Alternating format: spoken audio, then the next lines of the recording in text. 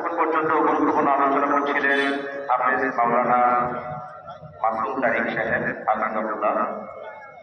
সম্মানিত সুধী, দক্ষিণ এশিয়ার বৃহত্তম ঈদগাহ ঐতিহ্যবাহী দিনাজপুর গড়ে শহীদ বড় ময়দানে এই বিশাল ঈদের জামাত 38 মিনিট জনসময় অনুষ্ঠিত হবে ইনশাআল্লাহ।